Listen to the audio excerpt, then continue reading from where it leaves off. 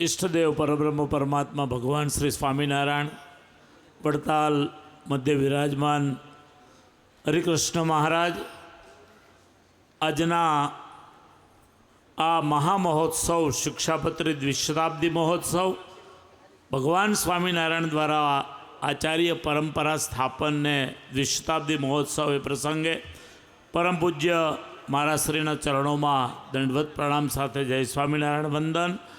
પૂજ્ય જ્ઞાન સ્વામી, પૂજ્ય નિત્ય સ્વરૂપ સ્વામી, પૂજ્ય સંતો, સૌ સંતોના ચરણોમાં દંડવત પ્રણામ સાથે વંદન.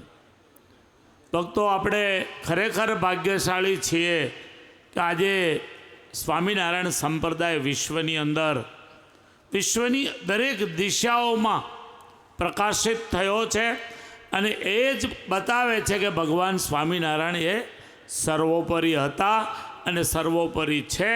ભગવાન સ્વામિનારાયણ 49 વર્ષ આ પૃથ્વી ઉપર રહ્યા છે. આજે પણ ભગવાન સ્વામિનારાયણ હયાત છે એનું આ આપણને તાદૃશ્ય દર્શન થાય છે. શિક્ષાપત્રી એટલે વિશ્વનો અજોડ ગ્રંથ.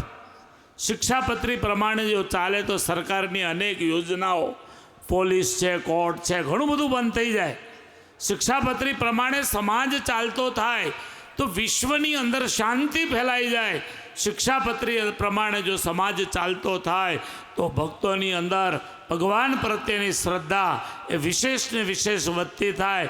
વિશેષ સમય નથી લેવો, પણ ખરેખર હું મારા જીવને ધન્યભાગી માનું છું કે આવા મહોત્સવની અંદર સેંકડો સંતોના દર્શન થયા, પૂજ્ય મહારાજશ્રીના દર્શન થયા, મહારાજશ્રીના પ્રવચનમાં શ્રવણનો લાભ મળ્યો. આપ સૌ ભક્તો પણ ખરેખર ભાગ્યશાળી છો કે અંત સમયે જો આ ઉત્સવ, આ સંત, આ પરંપરા, આ મહારાજશ્રીનું સ્વરૂપ, આ ભગવાનનું સ્વરૂપ આપણને યાદ આવી જાય તો ચોક્કસ આપણે પણ ભગવાન સ્વામિનારાયણના ચરણમાં વાસ કરી શકીએ.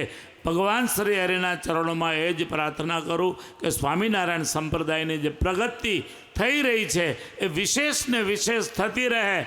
ખાસ કરીને આપણા ગુજરાતની પૂર્વ પટ્ટી આદિવાસી વિસ્તાર જ્યાં ધર્મનું સ્થાપન ખૂબ ઓછું છે, અંબાજીથી લઈ અને ઉમરગામ સુધી એ વિસ્તારની અંદર પણ સંતોનું વિચરણ વિશેષ થાય એવી ભગવાન શ્રી હરિના ચરણોમાં પ્રાર્થના સાથે સૌને ખૂબ ભાવથી જય સ્વામિનારાયણ.